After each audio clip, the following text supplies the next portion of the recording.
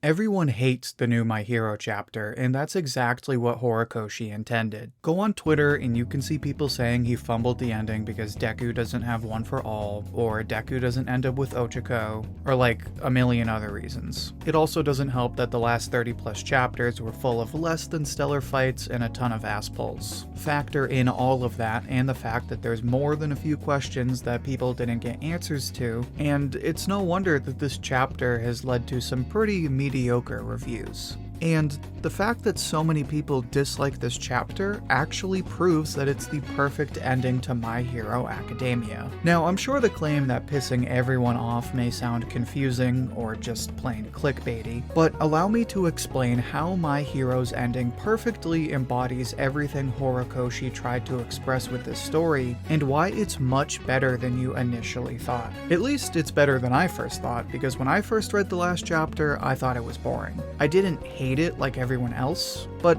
I was disappointed to say the least. But then I went back about 30 chapters to when Bakugo fights All for One and reread the very last chapters, and suddenly everything clicked. But before I explain why that is, let's make sure we're clear on the foundation of this story. As we all remember, My Hero starts with this quote from Deku: "People are not born equal." That's the first quote and probably the most important for a couple of reasons, but mainly because it lets us know that this is a story of status and bias. The next important quote comes from All Might: "You can be a hero." This is important for Deku's character arc, but it also comes into play throughout the story as we are faced with the question of what it really means to be a hero. Finally, the last quote is from Deku again. "This is the story of how I became the greatest hero." And after the last chapter, this has created a divide in the community because it naturally gives you the impression that Deku would become the single best hero in the story. And with that expectation, a lot of people were hoping that in the final chapter, you would get to see Deku as the single greatest hero. Obviously, things didn't quite turn out that way. And we'll talk about why I think Horikoshi planned things out this way from day one, but keep in mind that all three of these quotes come into play in the final chapter. But for now, we have this idea that the story will follow Deku as he aims to become the top hero. And for the most part, this is exactly what we get. We see him learn to use his new power, we see him learn the ins and outs of the hero world, and we see him get to fight some bad guys. But early on in the story, we soon learn that this system is flawed.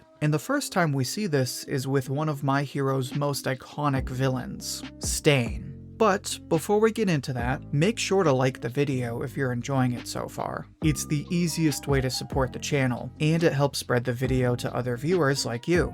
Now, with the introduction of Stain, we're made to think about what a hero really is. Because we thought it was as simple as good versus evil, but here we have Stain saying that hero society is corrupt. Now, obviously Stain was going about things the wrong way, but he was right about the system being corrupt. It's not so much that the people in the system are evil or greedy. It's the flawed nature of the system itself that led to people calling for change. And while you can probably argue there's more, it really comes down to four things. The first problem is the crime fighting, because the whole comic book story is about good guys versus bad guys. And that's what All Might is all about. Except, stopping the villains doesn't do so much, because when the heroes stop Stain, it inspires the League of Villains. And whenever All Might stops All for One, it just inspires him to come back again. So that's the first problem. Another problem is the way All Might inspires everyone as the best hero, because while it does place him as the symbol of peace, it also creates unrealistic expectations in hero society. On the bottom, it leaves people like Deku at the center of discrimination, and at the top, it drives people like Endeavor to go completely batshit crazy, to the point where he passes those unrealistic expectations onto two of his children and completely rips his family apart. And speaking of the symbol of peace, that's actually another problem. Because on the one hand, All Might is great because villains know that if they're not careful, they might get caught by a strong hero, and in that sense, everyone lives in peace. But we see time and time again that this idea of peace is pretty simplistic and fails to resolve much bigger problems. We see it with Twice when he completely loses his mind and there's no one to help him. We see it with Toga when we learn that she was always treated as a freak because of the way she was born. And we see it with Spinner and the other heteromorphs who are discriminated against simply because of the way they look. So while All Might is the symbol of peace, this symbol is flawed because, as we see many times throughout the story, the definition of peace depends on which person you ask and what their circumstances are. Because while one person might need saving from a villain, another person could be in danger because of the town they live in or the biases of the people around them. And as an extension of this, there's one more problem with the hero system. Namely that while All Might and other heroes pledge to save everyone, this idea gets widely misinterpreted, because in their quest to save the most people, many people then neglect the importance of saving one person at a time. Time and time again, we see tragedies that could have been stopped if someone had simply lent a helping hand. But because heroes are too busy saving everyone, and because the common people think, oh well, All Might will save them because he saves everyone, nobody pays any mind to the people right in front of them. We see this with Gentle and how even though he can't reach thousands of viewers, he's able to make an impact on La Brava's life.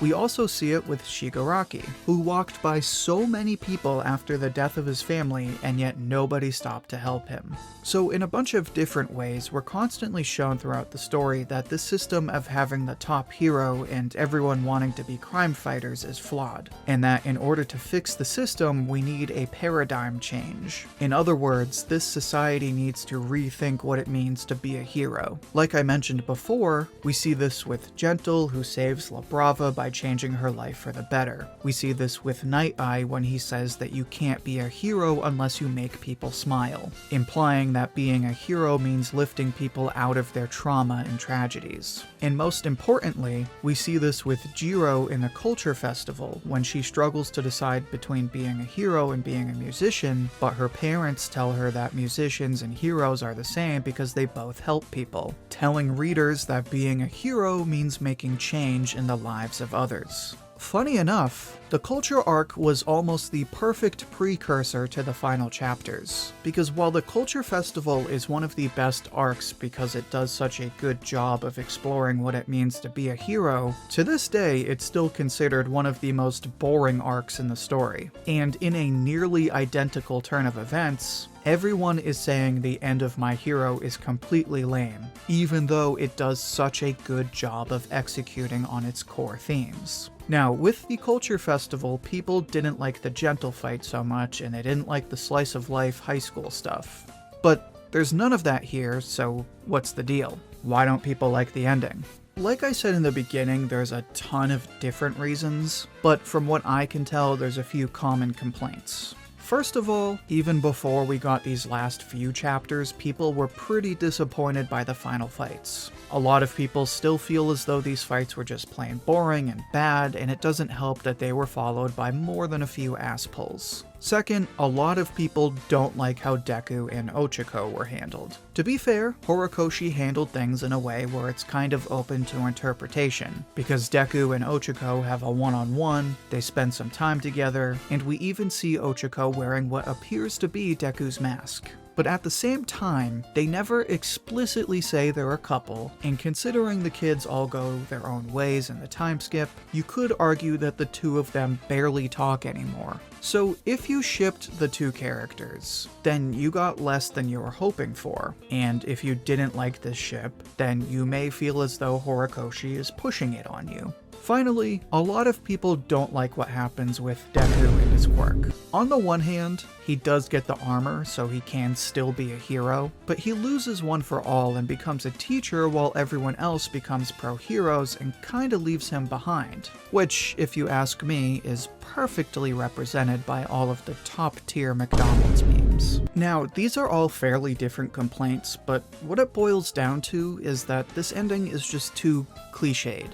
It's just one of those endings where it does everything it's supposed to, but nothing it should have. In other words, this ending does a great job of executing on the story's central themes and embodying the messages Horikoshi is trying to get across to readers, but beyond that, it adds nothing to the story and it does nothing to surprise readers. It's a predictable ending where everything you see is pretty much how you imagined it would go down, with no last-second twists or shocking moments. As an example, one story that I feel has an absolutely perfect ending is Fire Force. Because Fire Force does everything it's supposed to, but it goes beyond. Not only does it answer all of your questions, but it also creates new ones to think about, it shocks readers in ways that leave everlasting impressions, and most importantly, it completely changes your appreciation for the story as a whole. With Fire Force, I had to rethink how I viewed the entire story. With My Hero, even after rereading the ending,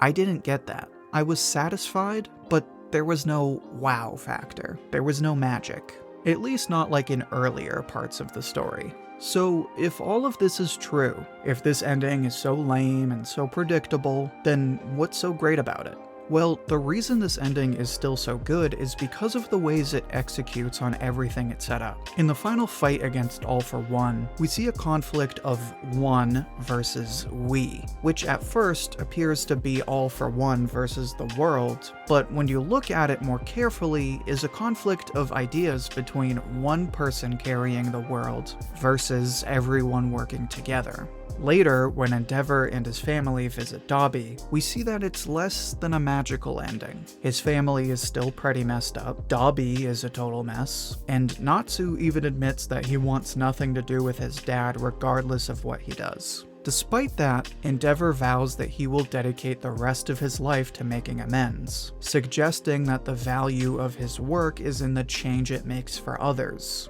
not in the way it affects Endeavor, not in the thanks he gets or the life he gets back.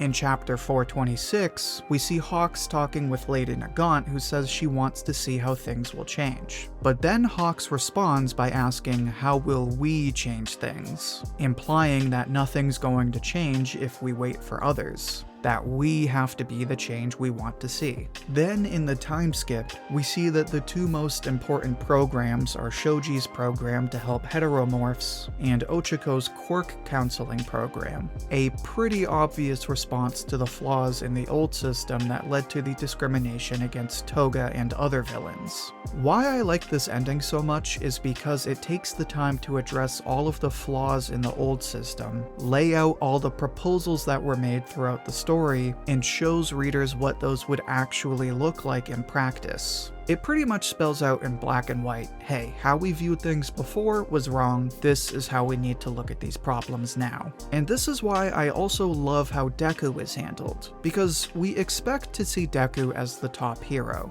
but then everyone else becomes amazing pro-heroes and he's just a teacher. Except, this is exactly what Horikoshi wanted to do, because when Deku was fighting Shigaraki and All for One, we see everyone rooting for Deku. We even see an explicit contrast to All Might. With All Might, everyone rooted for him because he was so strong. But with Deku, people are inspired to take action and not just watch from the sidelines. And this is exactly what happens. Deku inspires everyone else to be great heroes. He inspires all the pros to be the best heroes they can be, but more importantly, he inspires civilians to take action in their own lives and reach out to those in need. As we see with the old lady who helps the boy that looks an awful lot like Shigaraki. In this sense, chapter 430 is the perfect ending to My Hero because it takes that message, the idea that we can't rely on any one person and we all need to be heroes in our own ways, and shows us exactly what that looks like.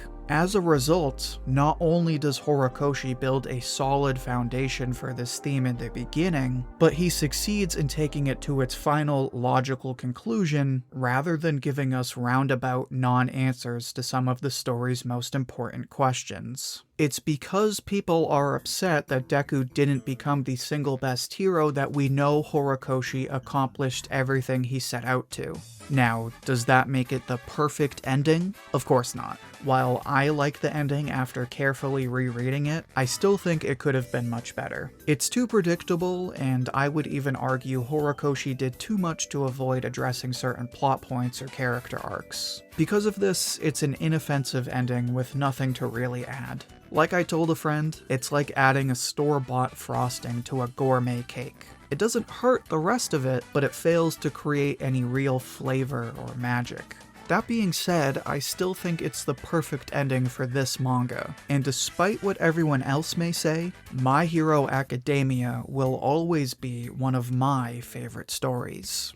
But now I'd like to hear what you think. How would you rate the end of My Hero Academia? How would you change the ending? Share your thoughts and see what everyone else has to say down in the comments. I'll pick my favorite and share it as comment of the week on my community tab. And if you'd like another discussion like this one, then make sure to check out my video on My Hero's art style. In that video, I analyze My Hero Academia's artistic evolution. You can find that video in the playlist linked right here.